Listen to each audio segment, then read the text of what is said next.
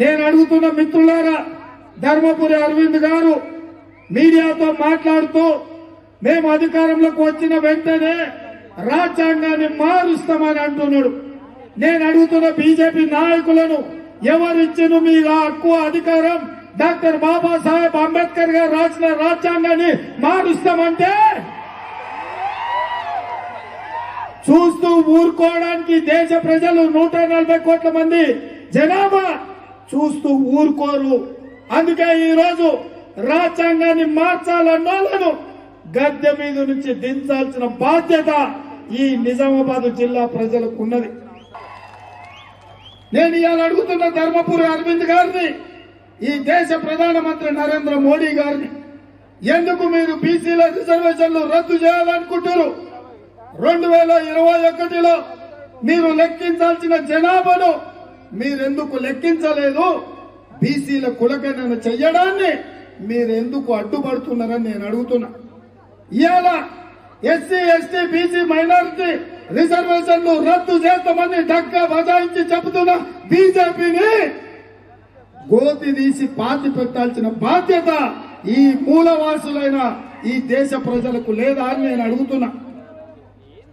ఇవాళ మీ ఇష్ట రాజ్యంగా మీకు కావాల్సినట్టుగా మీకు నచ్చినట్టుగా మీ రాజ్యాంగాన్ని మార్చుకుంటే ఈ దేశంలో ప్రజాస్వామ్యం బతుకుతుందా?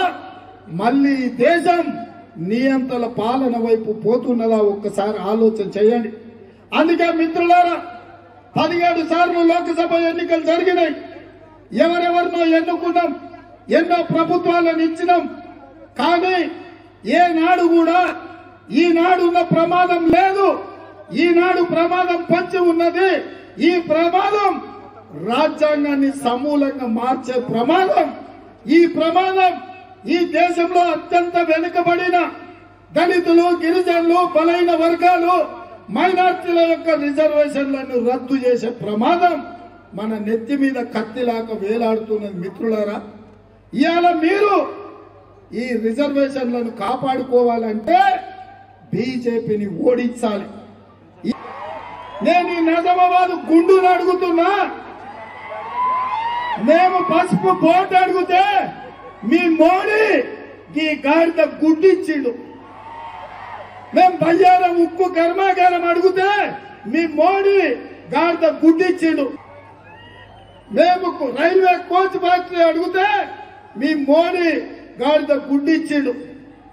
ఈ నిజామాబాద్ పట్టణానికి స్మార్ట్ సిటీ మేము అడిగితే మోడీ గాడిద గుడ్డిచ్చిండు. చక్కెర కర్మాగారం తెచ్చాలి, గిట్టుబాటు ధర ఇవ్వాలి అంటే మోడీ గాడిద గుడ్డిచ్చిండు.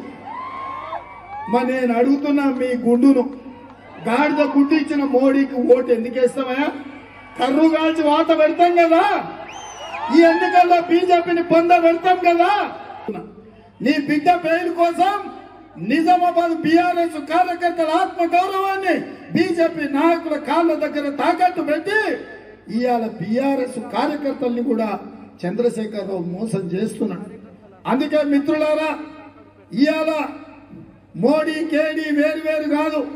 బొమ్మ బొరుసు, నానానికి ఒకవైపు బొమ్మ, ఇంకొక వైపు బొరుసు అంటే ఒకవైపు మోడీ, ఇంకొక వైపు చంద్రశేఖరరావు ఉన్నాడు. అందుకే ఇవాళ బీఆర్ఎస్ కేసిన బీజేపీ కేసిన ఒక్కటే, బీఆర్ఎస్ వాళ్ళు అంతర్గతంగా బీజేపీని గెలిపించాలని కుట్ర చేస్తున్నారు.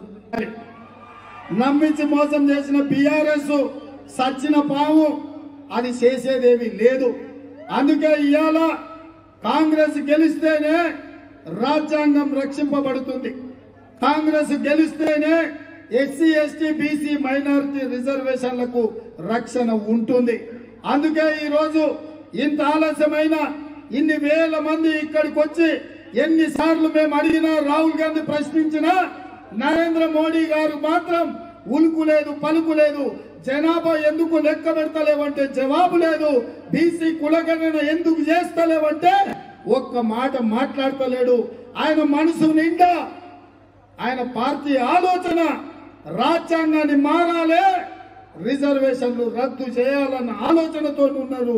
అందుకే రిజర్వేషన్లు రద్దు చేయాలన్న బీజేపీ ప్రభుత్వాన్ని రద్దు చేసే బాధ్యత మీ మీద ఉన్నది. మీరు అనుకుంటే బీజేపీ ప్రభుత్వం రద్దయిపోతుంది. రద్దు చేయడానికి మీరు సిద్ధమేనా? సిద్ధమేనా? సిద్ధమేనా? గట్టిగా, ఇంకా గట్టిగా ఢిల్లీకి వినిపించాలి.